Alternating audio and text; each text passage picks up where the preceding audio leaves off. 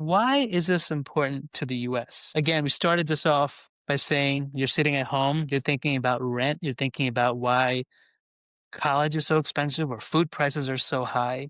What are the reasons why this should be important to us, even as Christians and as believers, like in the US? This is a very important question because there are things like this happening elsewhere in the world, and we are not there everywhere, and we cannot.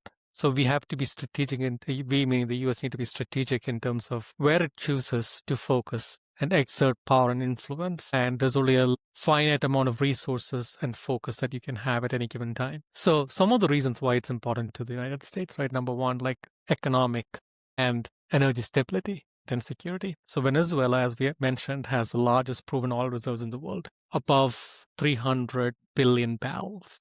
Guyana, which it's trying to bully its way around, has another 11 billion or so. And Guyana is a major U.S. energy ally, which it's playing around with. So this instability is threatening U.S. refinery supply chains, global oil markets, billions of U.S. corporate investments. If you can think, like you said, mentioned about inflation and all the price of oil, if we can stabilize that region, that'll have a big impact in terms of the oil price. And if the oil prices comes down, it impacts almost everything, all the goods beyond that. The second is regional stability and security. You don't want to have too many instabilities happening in the continent because that's going to directly going to impact us. We also want to stop like other actors like Russia, Iran, Cuba, China, who indirectly support Maduro and his government, either through medical equipment, security, mining partnerships, loans, critical minerals.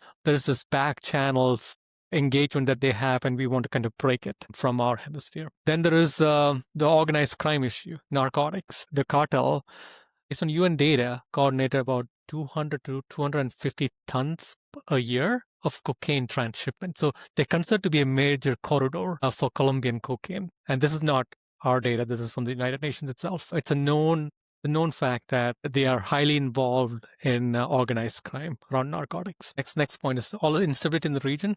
We talked about migration issue, like 7 to 8 million people, 25% of the population moving to other places. It affects the rest of the countries in Latin America itself, and also like our own border. Then we do want to always figure out a way to have democratic norms in our hemisphere. It is in our best interest to not have governments that align directly with our economic and cross-regional rivals like Russia and China. So that's one thing we have always emphasized, preventing nations backsliding. We call it backsliding into these socialist, anti-democratic tendencies. Let me put it that way. It's not necessarily socialism itself that's a problem. So Venezuela matters, right? Energy, strategic stability, narcotics, migration, just regional geopolitics, democracy. So these are all the main reasons why we as a country take so much interest in Venezuela right now. Yeah, I'll echo those points and add on to them, right? You mentioned energy security and global oil markets. Absolutely. That affects our inner cities. That affects rural America. That affects our middle class. Energy instability affects US inflation, affects our allies, affects global markets, right? You brought up another excellent point, right?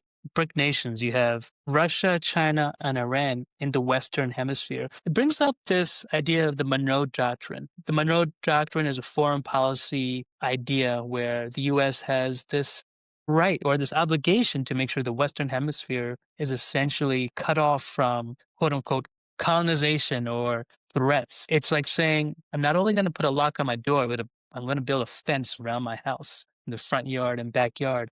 So the problem is you have Russian military advisors in Venezuela. You have Chinese surveillance technology in Venezuela. You have Iranian arms and drone cooperation inside Venezuela. You have the IRGC, which is the Iranian, Revolutionary Guard. The IRGC and the Revolutionary Guard, they have a foothold inside Venezuela. And so Venezuela is now becoming this base of Iranian Russian influence in the Western Hemisphere. Now, think about this. China or Russia gaining operational control over a weak Venezuelan government.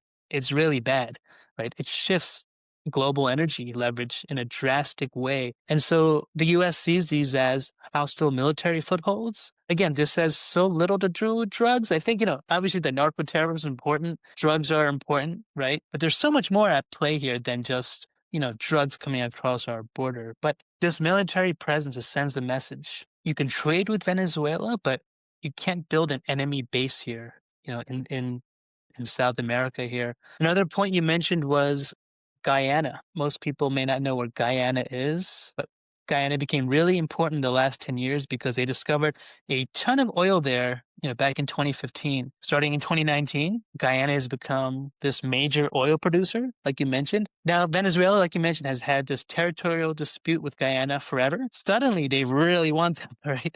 Because now Guyana is a major oil producer. And so there's this provocation that Maduro has issued towards them to essentially annex them and take over a lot of the country. And so this stronger U.S. posture now says any foreign military aggression is going to draw this immediate response from the U.S. government and will make conflict less likely, likely preventing escalations. People who look at this and say, Trump said we're not going to be in another war. Why is there a military buildup? Well, really, I think we're preventing a really bad problem that could explode out of control in Venezuela by having U.S. military buildup there. Again, this is a signal to our allies in Latin America. It's regional reassurance to countries like Colombia, Brazil, a lot of the Caribbean states. It shows that we're still engaged. We still care about our allies and our neighboring nations, and we're not abandoning them to hostile powers. And so this is important. It was a valuable ally that's now been overrun, sadly, by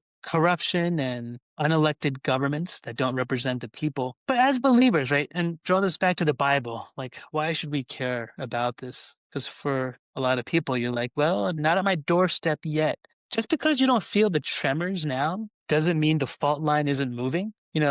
Distance from danger is often temporary, right? It's not permanent. It's a job of government. It's a job of public policy and foreign officials and those that we elect to make sure that we're not only safe today, but we're also safe tomorrow. So a lot of times the waves that you don't feel yet, they're already forming, right? And we need our government to pick up the binoculars and see what is down the horizon that could hurt us. And so as believers, right, we should care. The absence of immediate impact doesn't mean permanent immunity, right?